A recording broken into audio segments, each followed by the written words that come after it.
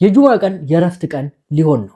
ጁማ የረፍት ቀን ይሁን ወይስ አይሁን በሚወሰነው ውሳኔ ያሳውቃቸዋለሁ። ከዚህም ባሻገር የኢትዮጵያ ዘመን አቆጣጠርን በተመለከተ አንዳንድ ማሻሻያዎች። አንድ የኢትዮጵያ ባለስልጣን የነበረ ግለሰብ ፓርኪንግ ውስጥ ለምን ሰራ ብለው ብዙዎች ተቃውሞ አስነስተዋል። ባለስልጣኑ ለምን የፓርኪንግ ሰራተኛ ሆኑ? በርካቶችን እያነጋገረ ነው የሚገኘው። ከበርካቶች ዘንድም እንግዲህ አስተያየት እየተሰጠበት ይገኛል። የቀድሞ ከፍተኛ የመንግስት ባለስልጣን ሴዶ ማርሻል ሲል በእንቁላል ላይ ተሰርቶብኛል እያለ ነው።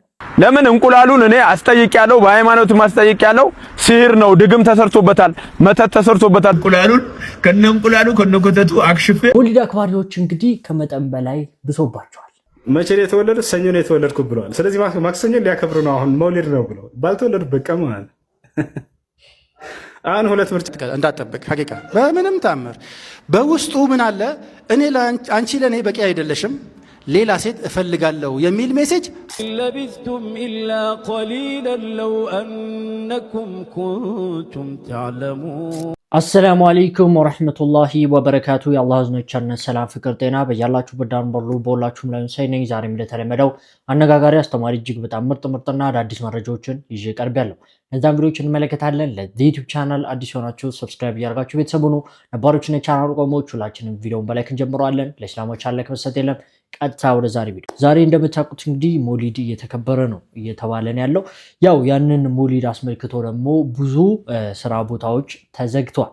እናም በጣም በሚያስገርም ሁኔታ ብዙዎች በዚህ ላይ ቪዲዮ እየሰሩ ነው። ሰዎች ነገ ስራ የለም፣ ስራ የማይኖርበት ምክንያት ደግሞ የመውሊድን በዓል አስመልክቶ ነው። ስለዚህ በዚህ መሰረት እንግዲህ ነገ ማለትም ነሐሴ 19 ካላንደር ይዘጋል ማለት ነው። ስለዚህ ይህንን ቪዲዮ ለጓደኞቻችሁ በሙሉ ላኩላችሁ። ይህንን በዓል ለምታከብሩ በሙሉ ደግሞ እንኳን አደረሳችሁ፣ መልካም በዓል ይሆንላችሁ። ከዛ በተጨማሪ ደግሞ በዓሉን አስመልክቶ ነገ ማለትም ነሐሴ 19 ከጠዋቱ 12 ሰዓት ላይ 9 ጊዜ መድፍ እንደሚተኮስ እንግዲህ ታውቋል። ዛሬ በአምስተኛ ቀኔ ስራ ፈትቼ ምናምን ዛሬ ስራ ቦታ ሰው የለም ጭር ብሏል። ምንድነው ምናምን ብዬ ስጠይቅ መውሊድ የሚባል አለ። መውሊድ ምንድነው? መውሊድ ምንድነው? ትክክለኛ ሙስሊም የሚያውቀው ነገር ነው? ጭራሽ ካላንደር ይዘጋል ምናምን። እኔ ለልጄ ዳቦ ይዤ እንዳልገባ ኧረ በእናታችሁ ምንድን እኛ ሙስሊሞች አያውቁትም ይሄን ነገር። ወላሂ ላዚም ሙስሊሞች አይደለም እያከበሩ ያሉት። እንደተመለከታችሁት እንግዲህ ሞሊድ ሊደርስ ሲል በጣም ብዙ ሙስሊም ያልሆኑ ሰዎች ያንን ነገር በጣም ይቀባበሉታል፣ ዜናም ይሰሩበታል። ከዚህ በፊት ለኢድ ለአረፋ እንግዲህ እንኳን አደረሰ ብለው የማያውቁ ክርስቲያኖች ለሞሊድ ሲሆን እንኳን አደረሰ እያሉኝ እንግዲህ ያስጨነቁኝ ያሉት። ለማንኛውም ምን ለማለት ፈልጌ ነው፣ ሸር ነገር ላይ ካፊሮች በጣም ይሳተፋሉ። ሙስሊሞች የሚጋጩባቸው የሚጣሉባቸው ነገሮች ብሎ የሚያስቡት ነገር ላይ አውቀው ታርጌት አድርገው እንደዚህ አይነት አጀንዳዎችን በማሰራት እንደዚሁም ደግሞ ብዙ ተጽዕኖ በመፍጠር ሙስሊሞች እርስ በርስ እንዲጋጩና እንደዚሁ ደግሞ የማይሆን ነገር እንዲከተሉ ለማድረግ ይሞክራሉ። ለማንኛውም ሞሊድን አስመልክቶ የምንሰማው ነገር ይኖራል። ነገ ሰኞ ነው አይደለ? ማክሰኞ ረቢዑል አወል የሚሆነው ታዲያ ነብዩ ሰለላሁ ዐለይሂ ወሰለም መቼ ነው የተወለዱት? ሰኞ ነው የተወለድኩ ብለዋል። ስለዚህ ማክሰኞ ሊያከብሩ ነው። አሁን መውሊድ ነው ብለው ባልተወለዱበት ቀን ማለት አሁን ሁለት ምርጫ ነው ያላቸው። ረቢዑል አወልን 12ን ጠብቀን ነው የምናከብረው ካሉ ባልተወለዱበት ቀን በ14ኛው ቀን ማክሰኞ ሊያከብሩ ነው። አይ እንደ ሐዲሱ መሰረት ሰኞ ነው የምናከብረው ካሉ ረቢዑል አወል 11 ነው። ገና መቼ ደረሰ ብላችሁ ያዟቸው። የማይሆን ነገር ሲቀጥል ነብዩ ሰለላሁ ዐለይሂ ወሰለም ረቢዑል አወል ወር ላይ ነው የተወለዱት የሚል ከየት ነው ያገኘው? በቁርአን በሐዲስም ላይ የለም እንደዛ የሚል ገብቷችኋል? በየትኛው ወር ላይ እንደተወለዱ ነብዩ ሰለላሁ ዐለይሂ ወሰለም ምንም የተጻፈ ነገር የለም። በቁርአን በሐዲስም ላይ የለም። እሱ በዚሁ አጋጣሚ እናከብራለን ብለህ የነብዩ ሰለላሁ ዐለይሂ ወሰለም ያልደነገጉትን ሱና ያልደነገጉትን ማነው ቢድዓ አከብራለሁ ብሎ እንትን ለሚል ሰው በዛው አያይዘህ እንደው 13 14 15 ጾም በሉት እስኪ። ማናቸው እነዚህ ጾም? አያመል ቢድ ከ12ቱ ቀን በኋላ መውሊድ እንዳከበርክ በቀጣይ ቀንና ቀጣይ 3 ቀናቶች መጾም ትችላለህ? ላ አይችሉም። መውሊድን ቁጭ ብሎ የነብዩ ሰለላሁ ዐለይሂ ወሰለም ሱና እናከብራለን። ሱናቸውን 3 ቀን መጾም ላ ከባድ ነው መጾም። ነገር ግን ነብዩ ሰለላሁ ዐለይሂ ወሰለም ያዘዙትን ሱና ሰዎች በራቁ ጊዜ በቢድዓ ተፈተኑ። ወለማ ተረኩ ሱነት ረሱሊሂ ሰለላሁ ዐለይሂ ወሰለም ኢብተላሁም አላሁ ቢልቢድዓ አው ወለማ ኢብተደዑ ፊ ዲኒላሂ ዐዘ ወጀል ኢብተላሁም አላሁ ሱብሓነሁ ወተዓላ ቢተሳሁል ፊ ሱና። አላሁ ሙስተዓን። ይሄ ነው። እሺ ስለ መውሊድ ትንሽ እናውራ። ይህን ከተናገረ መውሊድ ማለት ነብዩ ሰለላሁ ዐለይሂ ወሰለም የተወለዱበትን ቀን አስመልክቶ ሰዎች የሚያከብሩት የሆነ ዓመታዊ ክብረ በዓል ነው። ታዲያ ነቢያ በእስልምና ስንት ክብረ በዓል እንዳለ ነው ነብዩ ሰለላሁ ዐለይሂ ወሰለም ያስተማሩት። በዓመት 2 ዓመታዊ ክብረ በዓሎች እንዳሉ ነብዩ ሰለላሁ ዐለይሂ ወሰለም አስተምረዋል። ሶስተኛ የሌለው እነርሱም ዒድ አልፊጥርና ዒድ አልአድሃ ብቻ። ሌላ ሶስተኛ ዓመታዊ ክብረ በዓል በፍጹም አላስተማሩ። ከየት ነው ያመጣችሁት? ቢድዓ ነው አለቀ። እርሳቸው ምንም አላስተማሩ። ነብዩ ሰለላሁ ዐለይሂ ወሰለም አላስተማሩት። እነዛ 3 ክፍለ ዘመናት ሰዎች አያውቁትም፣ አላከበሩትም። ሰሃቦች የሰሃባ ሚስቶች አያውቁትም። ገባችኋል? ስለዚህ ያ ነው እንደ አጠቃላይ ነቢያችን ሰለላሁ ዐለይሂ ወሰለም ዓመታዊ ክብረ በዓል 2 ብቻ እንደሆኑ ሲያስተምሩ ሐዲስ ላይ ምን አሉ? ኢነ ሊኩሊ ኡመቲን ዒዳ ወሃዛ ዒዱና አሉ። ለእያንዳንዱ ትውልድ የራሳቸው የሆነ ዓመታዊ ክብረ በዓል አላቸው። ለእኔና ለትውልዳቸው ደግሞ 2 ዓመታዊ ክብረ በዓል አሉን አሉ። ዒድ አልፍጥርና ዒድ አልአድሃ። የነቢ ዓለይሂ ሰላቱ ወሰላም መወለድ የሚያስደስተው በረቢዕ አወል 12 ብቻ አይደለም። ዛሬ ረቢዕ አወል 12 እንደመሆኑ ለተከበረው ለነቢ ዓለይሂ ሰላቱ ወሰላም መውሊድ እንኳን አደረሳችሁ የሚሉ ብዙ ሰዎች አሉ። በዛሬው ዕለት የነቢ ዓለይሂ ሰላቱ ወሰላም መወለድ የሚያስደስተው በረቢዕ አወል 12 ብቻ አይደለም። ትክክለኛ የነቢዩ ዓለይሂ ሰላቱ ወሰላም ወዳጅና የሱናቸው ተከታይ ሁሌም በየዕለቱ በየሰዓቱ በነቢ ዓለይሂ ሰላቱ ወሰላም መወለድ ይደሰታል። የነቢን ዓለይሂ ሰላቱ ወሰላም ውዴታ የምንገልጸው በረቢዕ አወል 12 ብቻ ፈጽሞ አይደለም። በዓመት አንዴ በሳምንት አንዴ አይደለም። 5 ወቅት ሶላት በሰገደን ቁጥር የነቢን ውዴታችን እየገለጸን፣ የተከለከሉ ነገሮችን ከማድረግ በታቀበን፣ የታዘዝናቸው ነገሮችን በተገበረን ቁጥር ሁሉ ለሳቸው ያለንን ውዴታ ታዛዥነታችንን እየገለጸን። እንግዲህ ነብዩ ሰለላሁ ዐለይሂ ወሰለም የሞቱበት ቀንን መውሊድ ተብሎ ይጨፈርበታል። ሴት ከወንድ ይቀላቀላል፣ በአላህ ላይ ይሻረካል። አላህ ሱብሓነሁ ወተዓላ ቀጥተኛውን መንገድ ይምራል። ነብዩን ሰለላሁ ዐለይሂ ወሰለም መውደድ ማለት ትክክለኛ ውዴታ ማለት ምን ማለት ነው? የነቢ ውዴታ በመጨፈር በመዝለል ነው እንደሚገለጽ። የሶላት ቦታ ለረቡል ዓለሚን ስጁድ ተደፍቶ ሰዎች የሚያለቅሱበትን ስፍራ መጨፈሪያ በማድረግ በጫት በማቁሸሽ ማን አደረገ? ይሄን ወዴት ነው እየሄደን ያለን? መስጂድ የተሰራው ለዚህ ነው። ኢማሙ ሻፊዒ ምን ወዳቸው ምናከብራቸው ምንከተላቸው ኢማማችን ይሄን አድርገዋል። አቡ ሐኒፋ አልኢማሙ አልአዕዘም ከማ ይቃል ይሄን አድርገዋል፣ አስተምረውናል። ሰሓቦች በዚህ መልኩ፣ ታቢዒዎች በዚህ መልኩ ውዴታ ገልጸዋል። አይደለም የጭፈራ ሱስ ያለበት ሰው ወንጀል ከመሆኑ ጋር አንድ ወንጀል ብቻ ይሆናል። ጭፈራ ቤት ሄዶ ሱሱን ይወጣ። የረቡል ዓለሚንን ቤት ስጁድ ርኩዕ የሚደረግበት ኢዕቲካፍ ቁጭ የምንልበት መስጅድ ጭፈራ ቤት ሲሆን በጣም ያሳዝን። በነቢ ውዴታ ስም በሶላዋት ስም ዘፈን ሲዘፈን ያሳዝን። ሶላት አለ ነቢ እኮ ዒባዳ ነው። ጀነት የሚገባበት ወንጀል የሚራገፍበት አጅር የሚገኝበት ዒባዳ ነው። እንዴት ተብሎ ነው የተከበረውን ሶላት አለ ነቢ ከከበሮ ጋር ከሙዚቃ መሳሪያ ጋር ከተቃኘ ከሀገራችን ከሚባለው የዘፈን ቅኝት በማይወጣ አቀራረብ እንዴት ነው የነቢ ሶላዋት በዚህ መልክ የሚረክሰው? ነቢዩን ሰለላሁ ዐለይሂ ወሰለም መውደድ ማለት እንደሰማችሁት እንግዲህ የእሳቸውን ሱና መከተል ነው እንጂ በእሳቸው ስም መጨፈር መደነስ አይደለም። ያንን ነገር ሁላችንም እናውቀው ይገባል።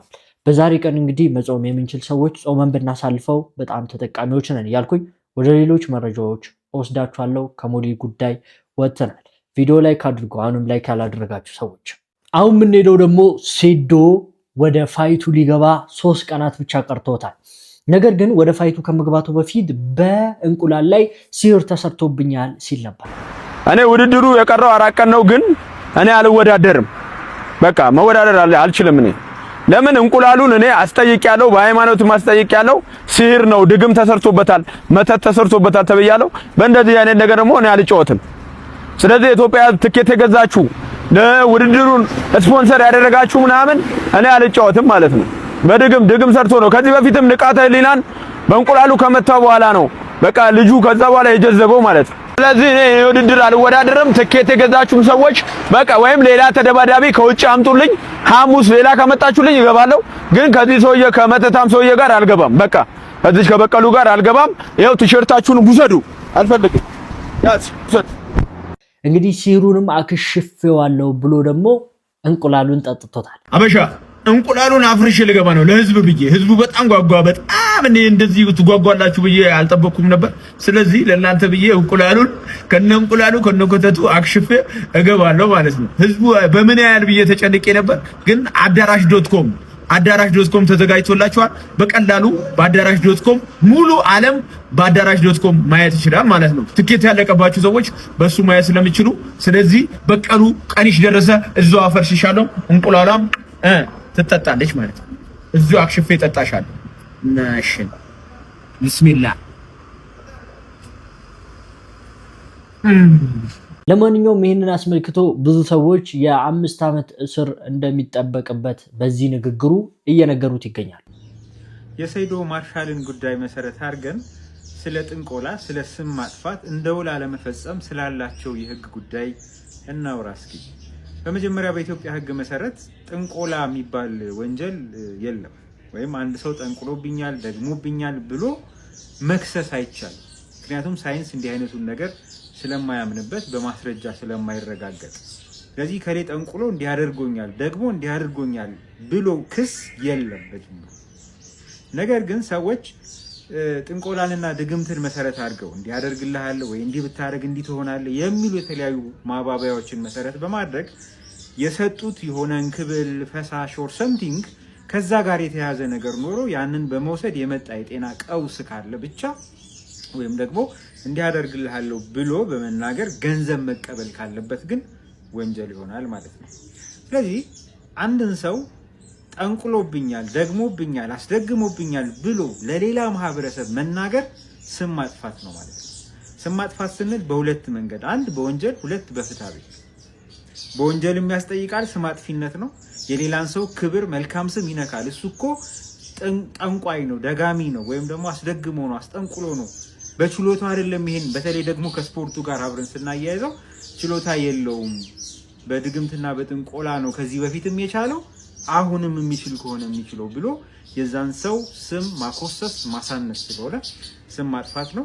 በወንጀል የሚያስጠይቃል፣ በፍትሐ ብሔርም ካሳ የሞራልም ምናልባት ኢኮኖሚ ጉዳትም ደርሶ ከሆነ በፍትሐ ብሔርም ጭምር ያስጠይቃል። የሌላ እንግዲህ ህግ ማወቅ ጥሩ ቢሆንም ነገር ግን ሲህር የሚባለው ነገር አለ ወይ ብለው ብዙዎች እየጠየቁ ነው። ማለት ለምንድን ነው አንተ እንደዚህ የምትሆነው ያሉ ብዙዎች እየጠየቁ ነበር። እምነት ያለ ሰው ወላሂ አንድ አላህ ምድርና ሰማይን የፈጠረ እያልክ በየቀኑ እምትምል ሰውዬ በዚህን ያክል እንዴት መተት ትፈራለህ?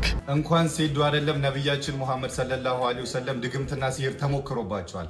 ለምን በዚህ ልጅ ጉዳይ በሃይማኖቱ እንዲጠራጠር ሃይማኖቱ ላይ እንዲሳቀቅ ለማድረግ እንደተፈለገ አልገባኝም። ሁላችንም ፈጣሪያችንን አማኝነን፣ ነገር ግን ፈጣሪያችንን አማኝነን ብለን ዘለን እሳት ውስጥ አንገባም። ሁላችንም ራሳችንን የመጠበቅ ኃላፊነት ተሰጥቶናል። ሲህር የሚባለው ነገር በእውነት አለ። ነብዩ ሰለላሁ ዐለይሂ ወሰለም ላይ ሲህር ሐቅ እንደሆነ ነግረውናል። እንዳለም እሳቸው ላይ ተሰርቶባቸው እንደነበረ አላህ Subhanahu Wa Ta'ala ከዛ ከተሰራባቸው ሲህርም ነፃ እንዳወጣቸው የምናውቀው እውነታ ነው።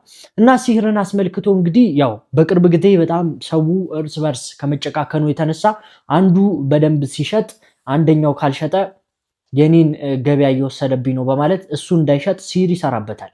ተመልከት፣ የሰው ልጅ በአሁኑ ሰዓት በጣም እየተጨቃከነ የራሱን ድል የራሱን ስኬት ለማሳካት ሲል ሰዎች ላይ ሲህርን ይሰራል። በጣም ብዙ እህቶቻችን በሲህር ምክንያት እየተሰቃዩ እንዳሉ የምናውቀው እውነታ ነው ከወንዶች በላይ። እናም እንግዲህ ሁላችንም የሲህር መጠበቂያ መንገዶችን በመጠቀም ከሲህር ራሳችንን ልንጠብቅ ይገባል። እውነትም ሲህር እንዳለም ደግሞ እርግጠኛ መሆን መቻል አለብን። ነገር ግን አላህ Subhanahu Wa Ta'ala መጠበቂያ መንገዶችንም ነግሮናልና ማለት ነው። ለማንኛውም ሴዶ ከ3 ቀን በኋላ ፋይት ይኖረዋል። ያንን ፋይት ያሸንፍ ይሁን አብረን የምናየው ይሆናል። ድል እንግዲህ ለሙስሊም ወንድሞቻችን ብያለሁኝ። አብረን እንግዲህ ውጤቱን የምናየው ይሆናል። ኢንሻአላህ ከአላህ ጋር ያሸንፋል። የምንመለከተው አንድ ባለስልጣን የነበረ ግለሰብ ፓርኪንግ ሲሰራ ተመልክተውት ብዙዎች ተሳልቀውበታል፣ ብዙዎች ተገርመውበታል። ባለስልጣኑ ለምን የፓርኪንግ ሰራተኛ ሆኑ? በርካቶችን እያነጋገረ ነው የሚገኘው። ከበርካቶች ዘንድም እንግዲህ አስተያየት እየተሰጠበት ይገኛል። የቀድሞ ከፍተኛ የመንግስት ባለስልጣን የነበሩት አቶ ገንዱ አንዳርጋቸውም እንግዲህ በዚህ ሰዓት በፓርኪንግ ስራ ላይ ተሰማርተው የሚያሳይ ተንቀሳቃሽ ምስል በማህበራዊ ሚዲያዎች ላይ ከተሰራጨ በኋላ በርካታ ሰዎችን እያነጋገረ ይገኛል። እንዲሁም ደግሞ ከበርካቶች በኩል አስተያየት እየተሰጠ ይገኛል። ነገር ግን እጅግ በጣም ነገሩን አነጋጋሪ ያደረገውም ከሰዎች እየተሰጠ የሚገኘው አስተያየት ነው። በከፍተኛ ስልጣን ባለስልጣን ላይ የነበሩ መሪ ነበሩ። እንዲሁም ደግሞ በዚህ ሰዓት እንዴት በፓርኪንግ ስራ ላይ ይሰማራሉ የሚሉ የተለያዩ አስተያየቶች ናቸው እየተሰጡ የሚገኙት። እናንተ ምን አይነት አስተያየት አላችሁ? እኔ በበኩሌ እጅግ በጣም ገርሞኛል፣ ተደንቄያለሁ። እንዲሁም ደግሞ ለሳቸው ያለኝ ክብር ይበልጥ እንዲጨምር ነው ያደረገኝ።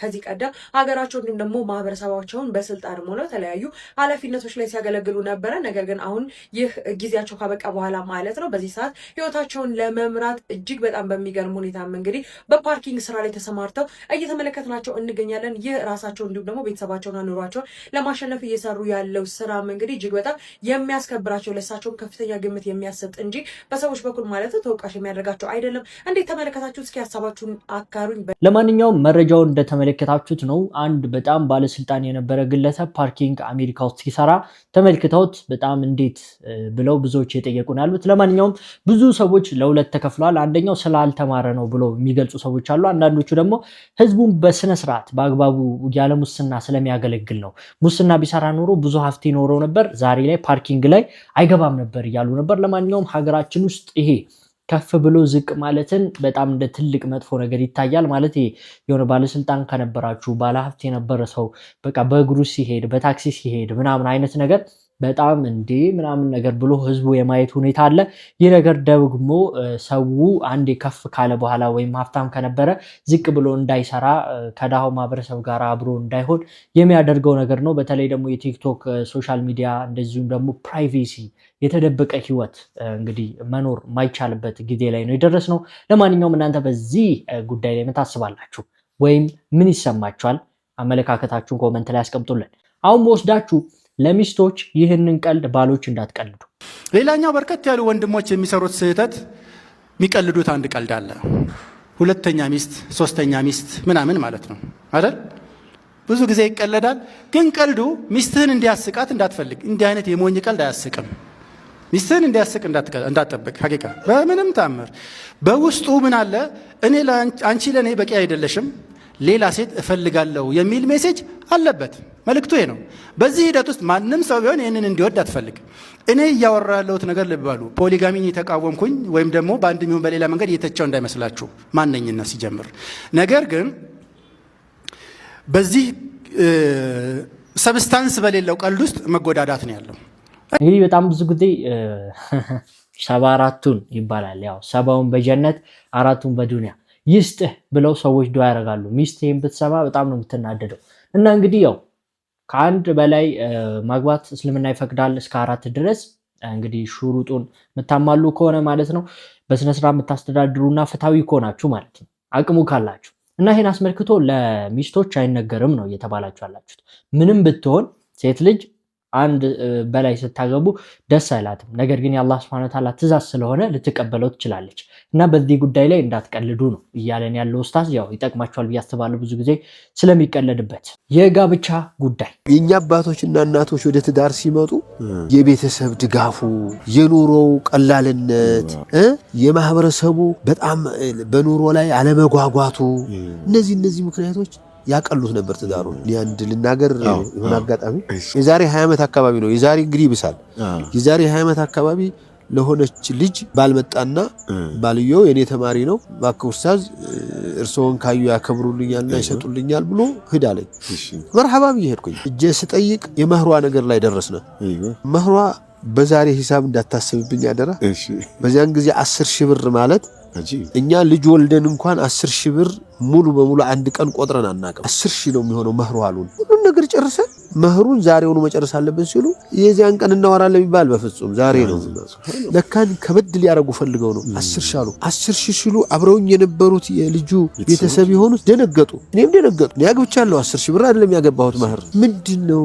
አሬ እኮ አላህ ይቆጣል፣ ገላፊል ሙሁር ጥሩ አይደለም ምናምን ብዬ መከርኩኝ። አስማ በፍጹም አሉ። መጨረሻ ምን አሉ? እሱን ነው የፈለኩት። እህቶቿ በዚሁ ነው ያገቡት ሁሉ መህረል ምስል ነው እና እዚህ ላይ አንደራደርም አሉ። እሺ ብዬ ወጣሁ። ወጣሁ። በቃ እንመክራለን ምን ለው እነግራለን ብዬ በጣም ወጣሁ። ከወጣሁ በኋላ ልጅቱ ሰምታለች። ለካ ተማሪ ናት። እሷም ላከችልኝ ታዝ አሁኑ አፉ ብየዋለሁ። በፊት በነሱ ፊት 10,000 ብር ብለህ ሰርላቸው እኔ ደግሞ ይሄው አስቀድሜ አፉ ብየዋለሁ። አፉ ሙቀደም ያ ሰላም። ጋብቻን አስመልክቶ ኡስታዝ ያነሳው ነገር በእውነት አሁን ላይ ያየነው ያለነው ነገር ነው። በአሁኑ ሰዓት ላይ ለማግባት በጣም ብዙ ወጪ ያስፈልጋቸዋል።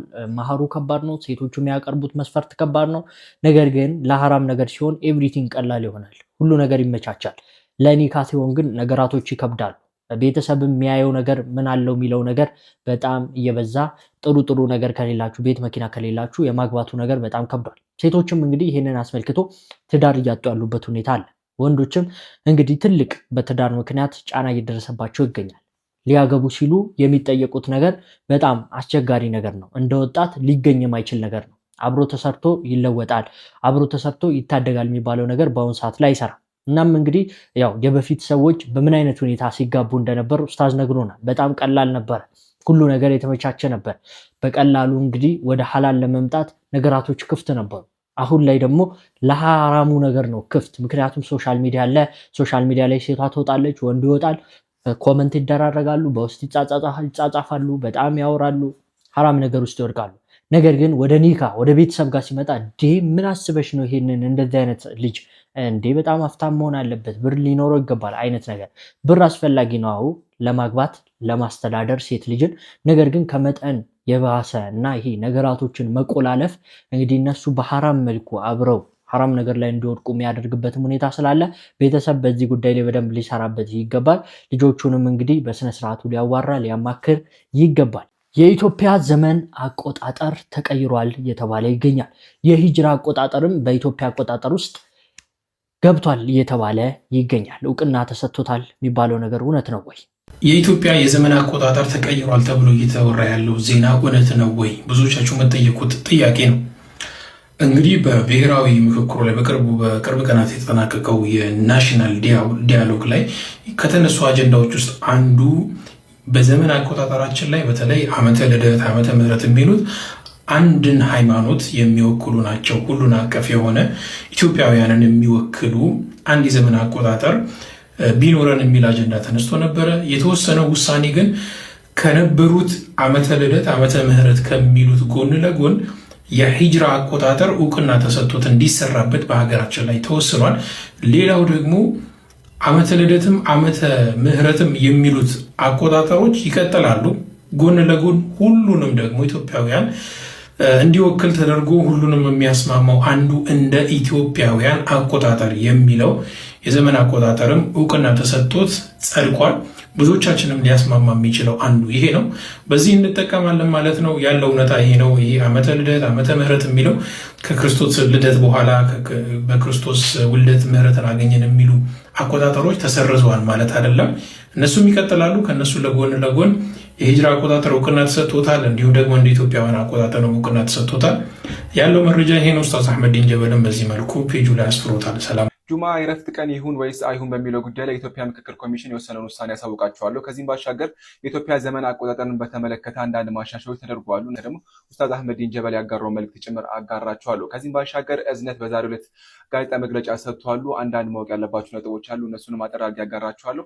እስከ መጨረሻው ድረስ አብራችሁን ቆዩ። በቪዲዮ በደንብ ኮፒ ሼር ፖስት አድርጉ። ኡስታዝ አህመዲን ጀበል ከሰዓታት በፊት ባጋራው መልእክቱ ላይ የኢትዮጵያ ዘመን አቆጣጠር ተቀየረው የብላችሁ በተለያየ መንገድ ለጠይቃችሁኝ ሰዎች የኢትዮጵያ ዘመን አቆጣጠር አልተቀየረም፣ ነገር ግን የሂጅራ ካላንደር አብሮ ጎን ለጎን እንዲሄድ ተወስኗል ብሏል። ከዚህም ባሻገር ዓመተ ምሕረት ዓመተ ልደት የሚለውና እንደ ኢትዮጵያን አቆጣጠር የሚሉት ሶስቱም አብሮ ጎን ለጎን እውቅና ኖራቸው እንዲህ በተግባር ላይ እንዲሆኑ ተወስኗል ሲል ነው እንግዲህ ያጋራው። ትላንትና ላይ ሰምታችሁ ከነበረ ዓመተ ምሕረት የሚለው ይቅር ተብሏል የሚሉ መረጃዎች የተጋሩ እንደነበር ሰምታችኋል ብዬ አስባለሁ። ነገር ግን ይሄ ነገር ፍጹም ስህተት ነው። ዓመተ ምሕረት የሚለው አቆጣጠር እንዳለ ሆኖ የሂጅራ ካላንደሩ እንደ ኢትዮጵያን አቆጣጠር የሚለውም እንዲካተት መደረጉ ነው እንግዲህ የተነገረው። ከዚህም ባሻገር ከሌሎች የመረጃ ምንጮች እንደተመለከትኩት ከሆነ ጁምዓን በተመለከተ ቀን ሙሉ ስራ አይኑር የሚለው ሳይሆን ከ5 ሰዓት እስከ 8 ሰዓት ለሙስሊሞች እንግዲህ ዝግ እንዲሆን መወሰኑም ጭምር ነው የተገለጸው። ኢሬቻን በተመለከተ 7ኛ ቀን አድቬንቲስት አምላኪዎችን በተመለከተ በጣም ብዙ ውሳኔዎች ተወስነዋል። ነገር ግን ኮንቴንት ጋር የሚሄዱ ቪዲዮ ይሄ ስለሆነ ጁማን በተመለከተ ከ5 ሰዓት እስከ 8 ሰዓት ለሙስሊሞች እንግዲህ ምንድነው የ30 ሰዓት እንዲሆንላቸው ተወስኗል ወይም ደግሞ በዚህ መልኩ ተስማምተዋል ነው የተባለው። ታስታውሱ እንደሆነ ከቀናት በፊት ጁማ የረፍት ቀን ይሁን የሚል ጥያቄዎች በምክክር ኮሚሽኑ ተነስተዋል ብዬ አጋርቻችሁ ነበር። እንግዲህ እንደ ውሳኔው ከሆነ ቀን ሙሉ ሳይሆን ከ5 ሰዓት እስከ 8 ሰዓት ለሙስሊሞች ዝግ እንዲሆን ተወስኗል ማለት ነው። ሌላው የመጨረሻ መረጃ እዝነትን ይመለከታል። እዝነትን በተመለከተ ያለፉትን ቀናት እጅግ በጣም አሳዛኝ ነገሮችን ሳጋራችሁ እንደነበረ ተመልክታችኋል ብዬ አስባለሁ። ሄዳችሁን ማየት ትችላላችሁ። ታዲያ እዝነት በዛሬው ዕለት ጋዜጣዊ መግለጫ ሰጥቷል። ጋዜጣዊ መግለጫውን የሚመለከተው ጥቅምት 8 ቀን 2019 ዓመተ ልደት ላይ እንግዲህ ለሲፒ ጉዳተኞች የነገ ተስፋ አጓዛለሁ በሚል መሪ ቃል ከአድዋ 00 እስከ ኩባ ፓርክ ድረስ የእግር ጉዞ ይደረጋል። ታዲያ ለዚህም ደግሞ በይፋ የቲሸርት ሽያጭ ወይም ደግሞ እሱ የማስተዋወቅ ነገር ተደርጓል። ታዲያ የሚቀጥሉ ቀናት ቲሸርት ወደ ገበያ ላይ ይውላል። በተመጣጣኝ ዋጋ የሚውል ነው። ይህም ደግሞ ገቢው እዚህ ጋር የምትመለከቷቸው አይነት ልጆችን ሰፖርት ለማድረግ የሚውል ነውና ሁላችሁም ከወዲሁ ቲሸርቶችን ግዙ ነው የተባላችሁት። ይሄ ደግሞ የሁላችንም ኃላፊነት ነው ብዬ አስባለሁ። ቲሸርቶችን ግዙ። በዕለቱ ደግሞ ኢንሻአላህ ሁላችንም በቻልነው መጠን ቦታው ላይ ተገኝተን የዚህ አካል እንሆናለን ብዬ ተስፋ አደርጋለሁ። ኢንዌስት ጋዜጣው መግለጫው ሄዳችሁ መከታተል ትችላላችሁ። ፒን አደርግላችኋለሁ ያለውን ነገር ቲክቶክ ላይ የምትመለከቱት ታች አካውንታቸው ሜንሽን ስለማድረገው እዛ ላይ ማየት ትችላላችሁ። ፌስቡክ ላይ የምታዩት ደግሞ አካውንታቸውን ታግ አደርገዋለሁ። እንግዲህ እዝነት ዛሬ ጋዜጣዊ መግለጫ ሰጥቷል። እጅግ በጣም ትልቅ ሰዎች በተገኙበት ማለት ነው። እንግዲህ እንደተመለከታችሁት ነው የጁማ ቀን እንግዲህ በደንብ መሰራት መቻል አለበት። እንዲሁም ደግሞ የሂጅራ አቆጣጠር በጣም ምርጥ አቆጣጠር ነው። ይህ አቆጣጠርም እንግዲህ ወደ ሀገራችን አሰራር ውስጥ መግባት መቻል አለበት። እዚህ ጋር የጁምዓ ሰላት እሳ የሚል ጥያቄ ተጠይቋል። የጁምዓ ሰላትን አስመልክቶ የተስማሙበት ስምምነት ምንድነው? ጁምዓ ቀን ይዘጋ የሚለው እንዳልቀረበና አጀንዳ ሆኖ እንደቀረበ የሰማሁት ነገር የለም። የተስማሙበትና ለመንግስት አጀንዳ ሆኖ የቀረበው ግን ምንድነው? ጁምዓ ከ5 ሰዓት እስከ 8 ሰዓት ባለው ውስጥ ማንኛውም የመንግስት አገልግሎት ተዘግቶ ሙስሊሞች እንግዲህ ጁምዓቸውን እንዲሰግዱ እንዲደረግ የሚለው ተቀባይነት አግኝቶ በአጀንዳ ሆኖ እንግዲህ ለመንግስት ቀርቧል የተባለው እሱ ተቀባይነት አግኝቷል ማለት ነው። ይህ ማለት እንግዲህ እንደምታውቁት ጁምዓ ዕለት እንደምታውቁት ሙስሊሞች ጁምዓ መስገድ ግዴታቸው ነው። ከ5 ሰዓት እስከ 8 ሰዓት ባለው እንግዲህ የትኛው የመንግስት አገልግሎት እየሰጡ ያሉ አገልግሎት ሰጪ ሙስሊሞች ይህንን የሃይማኖታቸው ግዴታ የሚያደርግባቸው ነው ጁምዓ ሰላት በነፃነት እንዲሰግዱ እንግዲህ ከ5 ሰዓት እስከ 8 ሰዓት ያለው ዝግ እንዲሆንላቸው ነው በአጀንዳ መልክ የቀረበው። ይህ ተቀባይነት አግኝቶ ቀርቧል። ጁምዓ ይዘጋ የሚል ነገር አልሰማሁም። በሌላ በኩል አኮኒቱ ሸሪዓ ጁምዓ ይዘጋ የሚል ነገር እንደሌለ ታውቃላችሁ። ጁምዓ ዕለት በእስልምና ህግ እንግዲህ ያለው ኢዛ ኑዲየ ሊሰላቲ ሚን የውሚል ጁምዓቲ ፈስዐው ኢላ ዚክሪላሂ ወዘሩል በይዕ የሚለው ነው ያለው። ለኢዛ ኑዲየ ሊሰላቲ ሚን የውሚል ጁምዓ ነው። የጁምዓ ቀን ለሰላት በተጠራችሁ ጊዜ ኦር አዛን በተባለ ጊዜ ነው እንግዲህ ስራ አቁሙ የተባለው። ስለዚህ አዛን እስኪል ድረስ ስራ መስራት ይቻላልም ይበረታታልም። አዛን ካለ በኋላ ግን ቀጥታ ስራችሁን አቁማችሁ ወደ መስጂድ ሂዱ ነው።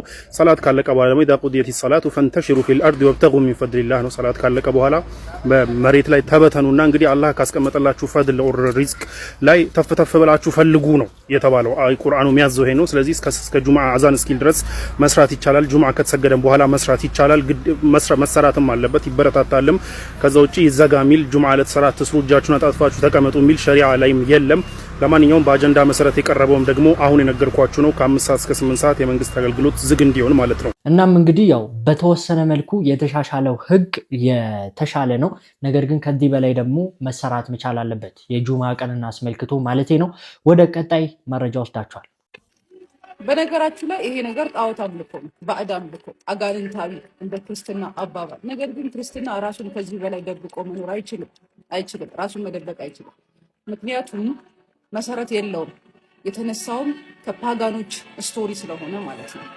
ኦኬ ይሄን ቪዲዮ ራሱ ከዚህ በፊት ፖስት አድርጌው ቅድስት እንትና ናት፣ በቅድስት እንትና እንደዚህ ነው፣ ሴሬሞኒው እንደዚህ ነው ምናምን ብላችሁ አንቆለጳጰሳችሁት። አፍተሮል እጃችሁ ላይ ያለ ቅዱስ ያላችሁት መጽሐፍ እንደዚህ አይነቱን ሴሬሞኒ ባዕድ አምልኮ ነው፣ ጣዖት አምልኮ ነው፣ አጋንንታዊ ነው፣ ሰይጣናዊ ነው ይላል። ሲቀጥል ነጭ ሲያደርገው እንደዚህ ነጮች ሲያደርጉት እንደዚህ አይነት ሴሬሞኒ ሲካሄድ ምን ትላላችሁ? ቅዱስ ነው። እናንተስ ብትሆኑ ያደረጋችሁት የእናንተ አያቶች ቅድመ አያቶች ወይም እናንተ ራሳችሁ ብትሆኑ ያደረጋችሁት ኢሚዲየትሊ ምን ይባላል?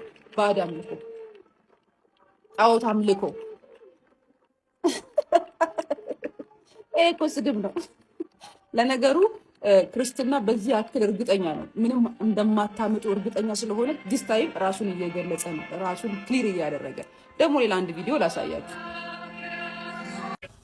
እሺ እዚህ ጋር እየተካሄደ ያለውን ነገር በትኩረት ተመልከቱ። ካህናቶች ናቸው፣ የሃይማኖት ስርዓት የሚያስፈጽሙ ሰዎች ናቸው። የዲኖሚኔሽኑ ምንድነው ምናምን ጉዳይ አይደለም፣ አይመለከተኝም። ግን የተቆረጠ የሰው እግር እያጠቡ ነው። የሞተ ሰው ቅዱስ ነው ጻድቅ ነው ምናምን ልትሉኝ ትችላላችሁ። ናነሰሰሪ ኢንፎርሜሽኑ በቂ ነው። ግን ምንድነው ይሄ ራሱ እጃችሁ ላይ እንዳለው ቅዱስ መጽሐፍ ሲታይ ጣዖት አምልኮ ነው፣ ባዕድ አምልኮ ነው። ግን ይሁት እኔ እኮ አፍሪካ ውስጥ ብቻ ይመስለኝ ነበር። ለካ እያንዳንዱ ክርስቲያን አይረባም፣ ባዶ ነው፣ የለውም። እና ከዚህ በላይ መደበቅ አይጠበቅባቸውም። በቃ ራሳቸውን በጣም እየገለጡ ተንቃቸዋል። በሆዳችሁ የምትተኙ ሰዎች ይህንን አዳምጡኝ። ምክንያቱም የጀርባ ህመም ምክንያት ሊሆን ይችላል። እንዲሁም ደግሞ ወደፊት የጀርባና የአንገት አካባቢ ህመም ሊያመጣባችሁ ይችላል። የመጀመሪያው ነገር በሆዳችሁ በምትተኙበት ጊዜ ግዴታ ለመተንፈስ ወደ ጎን ማለት ይጠበቅባችኋል። ያ ደግሞ ይህን ዶክተር ስሙትም አላህ እስልምናን ይወፍቀውና እየተናገረ ነበረ ስለ ሆድ መተኛት፣ በሆድ መተኛት ያለውን ጉዳት ምን እንደሚያደርስ እየተናገረ ነበርና ሐዲስ ላይ የአላህ መልእክተኛ አለይሂ ሰላቱ ሰላም ይህንን እንደነገሩን ላስታውሳችሁ ብዬ ነው። የአላህ መልእክተኛ አለይሂ ሰላቱ ሰላም ምንም ነገር አልተውልንም። ሱብሃንአላህ የሚጎዳንን ነገር የሚጠቅመንን ነገር አስቀድመው ነግረውናልና ያንን ነገር እኛ ምን ያክል እንተገብረዋለን የሚለውን ነገር ደግሞ የምንመለከት ይሆናል። ታዲያ ሰው በሆዱ ካልተኛ በምንድን ነው መተኛት ያለበት የሚለውንም የአላህ መልእክተኛ አለይሂ ሰላቱ ሰላም ያተኛኝ ህጋቸው ምንድን ነው የሚለውን ነገር ኢንሻአላህ ሰፋ አድርጌ ለመስራት እሞክራለሁ። ነገር ግን ዶክተርን ስሙት አንዴ። ጊዜ ግዴታ ለመተንፈስ ወደ ጎን ማለት ይጠበቅባቸዋል። ያ ደግሞ የአንገታችሁን አንግል የማይመች ስለሚያደርገው ምን ይፈጠራል? የአንገታችሁ ጡንቻና ህብረ ሰረሰራችሁ ላይ የማይመች ጫና ይፈጠራል ማለት ነው። የዛኔ የአንገት አካባቢ ጡንቻ ህመም፣ አንዳንድ የተነስታችሁ እዚህ ጋር የሚያማችሁ ማለት ነው የአንገት አካባቢ ጡንቻ ህመም እንዲሁም ደግሞ የህብረ ሰረሰር ህመም ሊገጥማችሁ ይችላል ማለት ነው። ሌላው ደግሞ በሆዳችሁ በምትተኙበት ጊዜ የህብረ ሰረሰራችሁ ተፈጥሯዊ እጥፋት አለ። ያ ቀጥ እንዲል ያደርገዋል ማለት ነው። ያ ደግሞ ተፈጥሯዊ ያልሆነ ቀጥ ማለት ስለሆነ የጀርባ ህመም ያመጣባቸዋል ማለት ነው። ሌላ ደግሞ ረጅም ሰዓት በሆዳችሁ በምትተኙበት ጊዜ የፊት ማበጥ እንዲሁም ደግሞ የፊት ላይ ሸንተረሮች ያው ጊዜያዊ ቢሆኑም ሊፈጠሩባችሁ ይችላል ማለት ነው። ለዚህ እነዚህ ነገሮች በሆዳችሁ በመተኛት ምክንያት የሚመጡ ችግሮች ናቸው። ነገር ግን ግዴታ በሆዳችሁ መተኛት የሚያስደስታችሁ ከሆነ ያለምንም ትራስ መተኛት ወይም ደግሞ ቀጭን የሆነ ትራስ መጠቀም፣ ከዛ በኋላ ደግሞ ሂፕ ወይም ደግሞ ወገባችሁ አካባቢ በሆዳችሁ በምተኙበት ሆዳችሁ አካባቢ ትራስ ማድረግ። ምክንያቱም እንደነገርኳችሁ የህብረ ሰረሰራችሁን ተፈጥሯዊ እጥፋት ላለማጣትና ቀጥ ላለማድረግ ማለት ነው። ረጅም ዓመት ህሙማንን በማገልገል የሚታወቀው አንጋፋው ኢትዮ ጤና ሆስፒታል ማንኛውንም ከአጥንት ጋር የተያያዘ የህክምና አገልግሎት ማግኘት ትችላላችሁ። ከአጥንት ጋር የተገናኘ ስብራት፣ ከአጥንት ጋር የተገናኘ የጀርባ ህመም፣ ማንኛውንም አይነት ከአጥንት ጋር የተገናኘ የህክምና አገልግሎት በኢትዮ ጤና ሆስፒታል ማግኘት ትችላላችሁ። ከተሟላ ላቦራቶሪና ከተሟላ ኢሜጂንግ ጋር ይሄ መረጃ ይጠቅማችኋል ብዬ አስባለሁ። ዶክተር ሶፎንያስ ኤርሚያስ ነኝ። አመሰግናለሁ። እንግዲህ እንደሰማችሁት ነው ምን ያክል ጉዳት እንደሚያደርስ አስቀምጣል። የአላህ መልእክተኛ አለይሂ ሰላቱ ሰላም ምን እንዳሉ ኢንሻአላህ ላስታውሳችሁ። የአላህ መልእክተኛ አለይሂ ሰላቱ ሰላም በሐዲሳቸው ሐዲሱ የሚዘግቡት የአይሽ ናቸው። አናቢ ከአባቱ ይዘው በይነማ አነ ሙተጂዑን እኔ ተኝቼ ነበረ ፊል መስጂድ ላይ ማለት ነው። አለ በጥኒ በሆዴ ማለት ነው። ኢዛ ረጁሉን ይሐርክኒ አንድ ሰው እየመጣና እንትን አለኝ የሆነ ምንድን ነው የሚባለው አንቀሳቀሰኝ ቢረጅልህ በእግሩ አንቀሳቀሰኝ። ፈቃለ ኢነ ሀዚህ ትጃዑቱ ይብጊዱሃ አላህ ሱብሓነሁ ወተዓላ የሚያስቆጣ የሆነ አተኛኘት ነው አለኝ አሉ። ከዛ ቃለ ፈነዘርቱ ከዛ ተመለከቱ። ቀጥ ብዬ ስመለከት ፈኢዛ ረሱሉላህ ሰለላሁ ዐለይሂ ወሰለም ይሄን ያደርጉት የአላህ መልእክተኛ አለይሂ ሰላቱ ሰላም ነበሩ። ይህ አላህን የሚያስቆጣ አተኛኘት ነው ብለው የአላህ መልእክተኛ ከለከሉ ብሎ አቡ ዳውድ በዘገቡት ሐዲስ ላይ ይናገራል። እንደዚሁም አቡ ሁረይራ በዘገቡት ሐዲስ ላይም የአላህ መልእክተኛ አለይሂ ሰላቱ ሰላም ረጁለን አንድ ሰው እየተመለከቱ ማለት ነውና ረሱሉላህ ሰለላሁ ዐለይሂ ወሰለም ተመለከቱ። ያኒ ሙጠጅዐቱን አለ በጥኒ በሆዱ ተኝቶ ይመለከታሉ። ከዛ ፈቃለ ምን አሉ? ኢነ ሀዚህ ትጃዓቱን ላ ዩሒቡሃ አላህ የማይወዳት የሆነ አተኛኘት ነው ይሄን ብለው የአላህ መልእክተኛ አለይሂ ሰላቱ ሰላም እንደከለከሉት ያስቀምጣል። ቴሌቪዥን በዘገቡት ሐዲስ ላይ እስላም ሲናገር እንደዚህ ይላል፣ አስመሳይ ሰው አንደበቱ ጀነት ልቡ ግን ጀሃነም ነው ይላል። አንዳንድ ሰዎች አንደበታቸው እንደ ጀነት ነው፣ ቃላቶቻቸው እንደ ማር ነው፣ ፈገግታቸው ደግሞ የጠዋት ፀሐይን ይመስላል፣ ሰላምታቸውም የፍቅር መዝሙርን ያዜማል። ነገር ግን በነዛ ውብ ቃላት ጀርባ በልባቸው ውስጥ የማይጠፋ የጀሃነም እሳት ይነዳል። ቅናት፣ ምቀኝነትና ተንኮል ይበስላል። አስመሳዮች ቋሚ ሃይማኖት፣ ብሔርና መሪ የላቸውም። በሰው ልጅ ታሪክ ውስጥ ትልቁ ውጊያ የሚካሄደው በጦር ሜዳ ላይ አይደለም፣ በሰዎች አንደበትና በልባቸው መካከል በሚደረግ ፍልሚያ እንጂ። ያም አስመሳይነት ይባላል። አሁን የምንሄደው የኡስታዞችን መልእክት የምንሰማበት ጊዜ ላይ ነው የደረስነው። ሙናፊቅ የሆነ ሰው ከሌላ ሰው ጋር ሲጣላ የሆነ ጠብ ውስጥ ሲገባ ይባልጋል፣ ድንበር ያልፋል፣ የማይነሳ የድሮ ሚስጥር ያወሳል፣ ወይ ደግሞ ከርዕሱ ወጥቶ ስብዕናው ላይ ጥቃት ይፈጽማል አይደል? በዲን ስም ራሱ እንዲህ አይነት ነገሮችን የሚፈጽሙ ሰዎች ዛሬ ልታገኝ ትችላለህ። ይሄ ፉጁር ፊል ኹሱማ በጣም ከባድ ነገር እንደሆነ ሁሌም ማስታወስ ይገባናል ማለት ነው።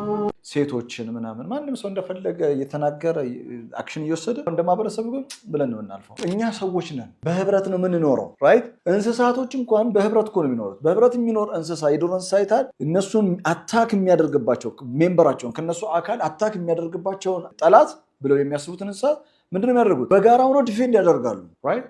እኛ እኮ መንገድ ላይ እኮ ማንም ማለት ሽማግሌ ሰዎች ሴቶችን ምናምን ማንም ሰው እንደፈለገ እየተናገረ አክሽን እየወሰደ እንደ ኮሌክቲቭ እንደ ማህበረሰብ ብለን ነው እናልፈው። ማህበረሰብ ነን እኮ እኛ። ለዛ ነው በነገራችን ላይ እንደ ኢትዮጵያ ማህበረሰብ አይተህ ከሆነ አንድ ምቀኝነትን የወለደው ነገር ምን መሰላችሁ? በእኛ ዙሪያ ያሉ ሰዎች ኢኮኖሚካሊ ስትሮንግ ሲሆኑ አላህ ከፍቶላቸው በደንብ ጠንክረው ሰርተው ገንዘብ ሲያገኙ ሶሻል ሰርቪስ ላይ ጎበዝ አይደሉም። ህንፃ መገንባት ላይ ነው ፉክክራቸው። እነሱ የሆነ ዓላማ አላቸው። በቃ የሆነ ገንዘብ ዓለም ውስጥ ገብተዋል። ሀሳብ ኮሌክቲቭ በማህበረሰብ ውስጥ ኃላፊነት እንደሌለበት ነው የሚያስበው። ስለዚህ ዘመዶቹ ረስቷቸዋል። ሁሉም ዘመዶቹ አልነገሩትም፣ እንዲስቁለታል እንጂ ውድቀቱን ነው የሚፈልጉት። ዋይ? ምክንያቱም አላካፈለም። ቢሊዮነር ሆኖ ዘመዶቻቸው የሚራቡ ሰዎች አውቃለሁ። የሚራቡ እኮ ነው የምላቸው። ለልጆቻቸው የትምህርት ቤት መክፈል የሚያቅታቸው ሰዎች አውቃለሁ። ዘመዶቻቸው ግን ቢሊዮነር ናቸው። ወተዋሰው ቢልሐቂ ወተዋሰው ቢሰብር። ከዛ ለምን ይሄን አታደርጉ ምናምን ብለህ ሀሳብ ስታቀርብ ሰርተው ይብሉ ይላል። የጋራ ኃላፊነታችንን ካልተወጣን በጣም ደባሪና አስቀያሚ ማህበረሰብ ውስጥ ነው የምትኖረው። አንዳንድ ሰዎች አሉ አይደል፣ ግላዊ ኢማን ያላቸው ሰዎች አሉ። ባይዘው እኔ ከማንም ካልነካካ ምን ያገባኝም፣ በቃ አላህ Subhanahu Wa Ta'ala እንኳን እንቀራለሁ፣ ዚክሬን አደርጋለሁ፣ መስጂድ ገብቼ ሰግጄ እወጣለሁ። ኧረ ምን መነካካት ነው? ና ትነካካለህ፣ ሳትነካካ ምንም የሚሆን ነገር የለም።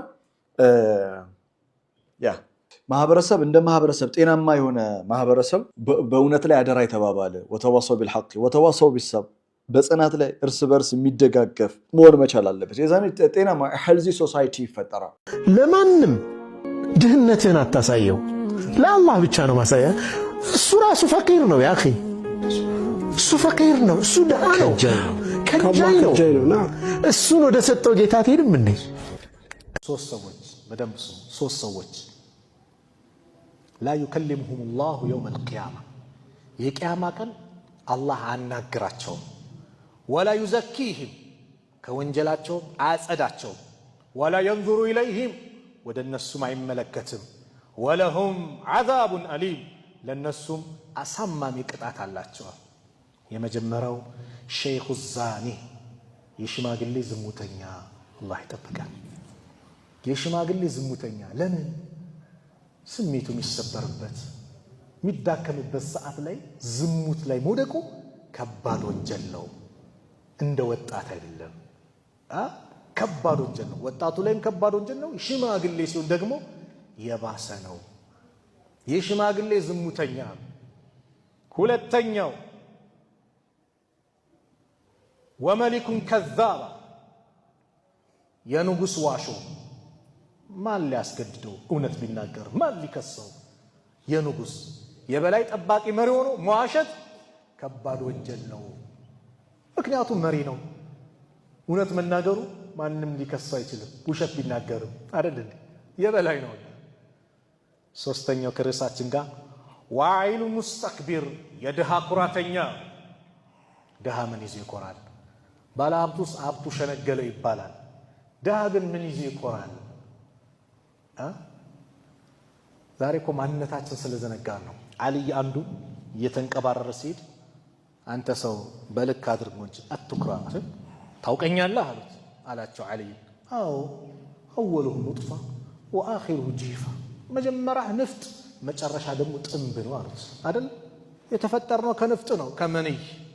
መጨረሻ ደግሞ የሰው ልጅ ከሞተ በኋላ ቶሎ ካልተቀበረ ካልታጠበ ደግሞ እንዴት እንደሚቀየር አስቡት። ጀናዛው ሽታ መጨረሻ እንዲህ ነው አሉት። በእነዚህ መካከል ደግሞ ቆሻሻ ይዘህ ተሸክመህ የምትንቀሳቀስ። ያ አዩሃ ልኢንሳን ማ ገረከ ቢረቢከ ልከሪም አለዚ ኸለቀከ ፈሰዋከ ፈዕደለክ ፊ አይ ሱረትን ማ ሻ ረከበክ። አንተ የሰው ልጅ ወይ ቸር በሆነው ጌታ ምንድን የሸነገለ ያ የፈጠረ ያስተካከለ ቅርጹን አሳምሮ ውበት ሰጥቶ ሱብሃንአላህ። የቅንድባችን አቀማመጥ፣ የአፍንጫችን አቀማመጥ፣ የአይናችን አቀማመጥ አስባችሁታል? አፍንጫ እዚህ ጋር ቢሆንስ ጆሮ እዚህ ጋር ቢሆንስ ያምራል? አላህ ግን እንዴት እንደፈጠረ ውብ አድርጎ የፈጠረ ያስተካከለ እሱን ለመገዛት ምንድነው የሸነገለ? እንግዲህ ኡስታዞቻችን ጥሩ ጥሩ መልእክቶችን አስተላልፈውልናል። ወደ ውጭ መረጃ ወስዳችሁና የዛሬ ቪዲዮውን ጨርሳለን። ጉድ አትሉ። በትውልድ ናይጄሪያዊ የሆነው የ20 ዓመቱ አሜሪካዊ ቲክቶከር ሰሞኑን በኒውዮርክ ጎዳናዎች ላይ እየነዳ ያለ በተቀራራቢ ሁለት ቦታዎች ላይ አስፓልቱ ተበላሽቶ ይመለከታል። ወዲያውኑ ከመኪና ወርድና ይህንን ለተሽከርካሪዎች አደጋ ሊፈጥር የሚችል የአስፓልት ቀዳዳ በቪዲዮ ቀረጸ።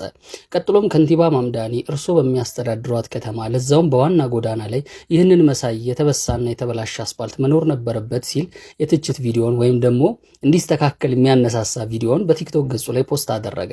ታዲያ ወደ ስራው ይሄዳል። በጥቂት ሰዓታት ውስጥም የኒውዮርኩን ከንቲባ ዛህራኒ ማምዳኒ ታግ አድርጎ የለጠፈው ቪዲዮ በመቶ ሺዎች የሚቆጠር እይታ አግኝቶ ቫይራል ይወጣል። ታዲያ ቪዲዮውን ፖስት ያደረገው ወጣት ከስራ ውሎ በመጣበት መንገድ ወደ ቤቱ እየተመለሰ እያለ የቀረጸው ቦታ ጋር ሲደርስ ግን ባየው ነገር እጅግ ይገርማል። ጠዋት ከንቲባውን ጠቅሶ ያቀረበው ቅሬታ ሳይውል ሳያድር ተሰምቶ መንገዱ በሰዓታት ውስጥ ተሰርቷል። እናንተስ በየአካባቢያችሁ የምትመለከቱትን ችግር ፈጥኖ ለማሳወቅ ምን ያህል ዝግጁ ናችሁ?